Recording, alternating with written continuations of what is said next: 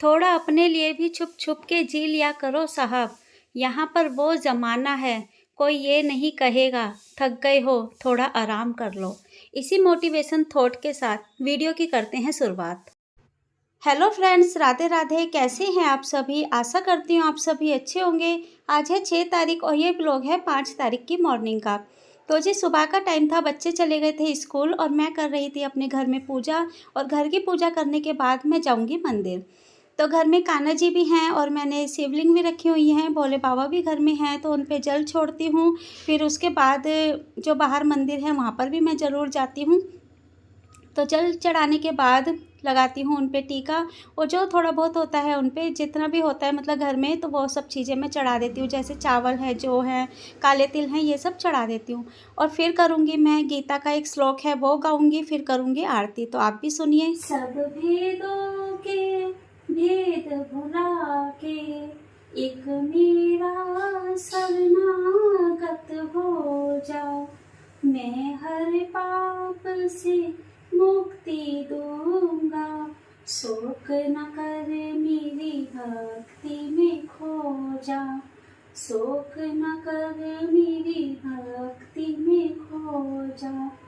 धर्म अधर्मों के भेदों से न्यारे अमर है गीता के बोल सारे। हे नाथ नारायण वासुदेवा प्रीतमात स्वामी सखा हमारे। प्रीतमात स्वामी सखा हमारे। हे नाथ नारायण वासुदेवा श्री कृष्ण गोविंद हरे मुरारी। हे नाथ नारायण वासुदेवा श्री कृष्ण गोविंद हरे मुरारी। हे नाथ नारायण वासुदेवा। हे नाथ नारायण वासुदेवा। हे नाथ नारायण वासुदेवा। हे नाथ नारायण वासुदेवा।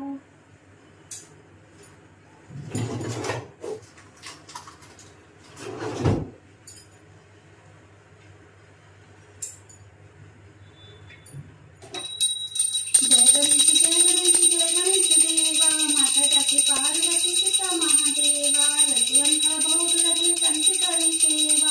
हार चढ़े फूल चढ़े और चढ़े मेवा। एक दंड दयावंत चार भुजाधारी। मस्तक सिंदूर सोहे मूर्ति की सवारी। अंधन को आँख देते कोढ़िन को काया। बाझन को पुत्र देते निर्धन को माया। दीनन की लाज रखो शंभु पुत्रवारी। कामना को पूरा करो जाऊं बलिहारी। जय गणेश जय गणेश जय गणेश देवा। माता जाती पार्वती पिता महादेवा। जय गणेश।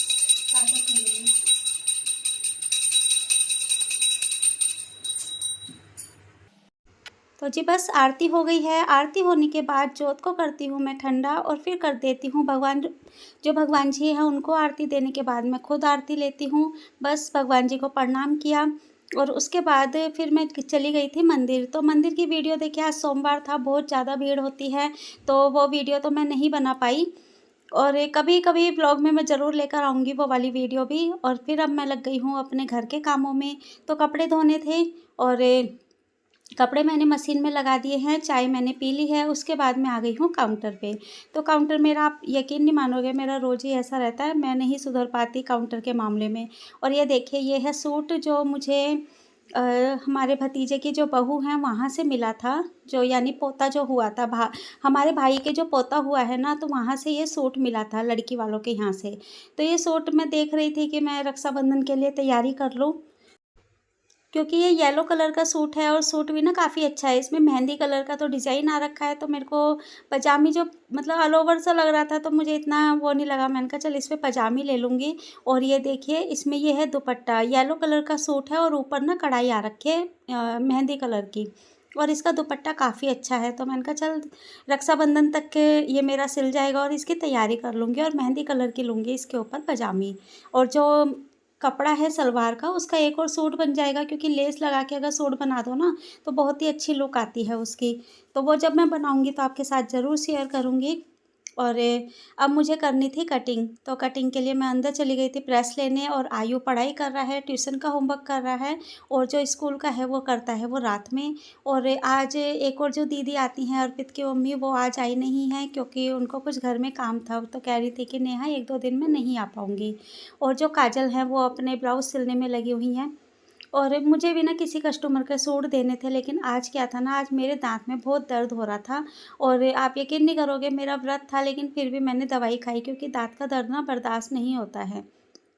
तो अभी तो मेरे को आराम था, दाँत के दर्द से आराम था, तो मैंने कटिंग कर ली थी, लेकिन ना 4 बजते-बजते मेरा ऐसा बुरा हाल हो गया था ना, फिर मेरे को बुरा हाल तो नहीं कहूँगी क्योंकि दर्द होना शुरू ही हुआ था। तो मैंने क्या करा कि मूँगफली भून के खाई थी।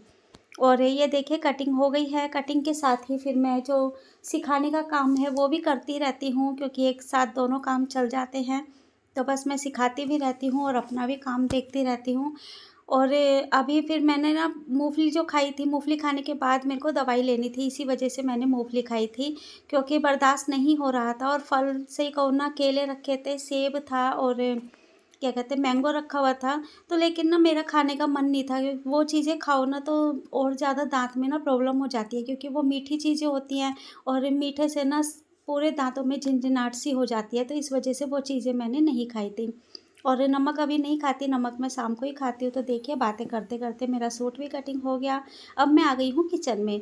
तो किचन में आके मैंने पहले तो मूँगफली भूनी है।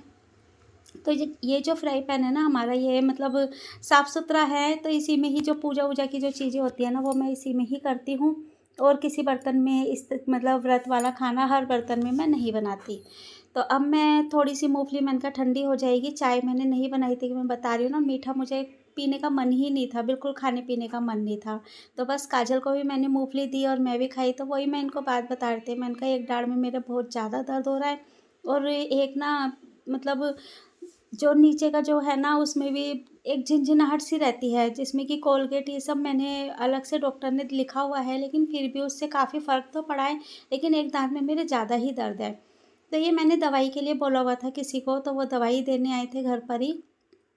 तो मैं काजल को दिखा रही थी कि ये देखो ये वाली दवाई है, और जब तक दवाई का असर रहता है ना तो ठीक रहती है, हो जाता है, और उसके बाद फिर दर्द हो जाता है। मैंने कहा देखो ये वाला पत्ता है ना, 3 दिन 4 दिन ही ख़त्म हो, मतलब चला पाती हूँ, और 3-4 दिन में ही ये ख़त्म हो जाता है।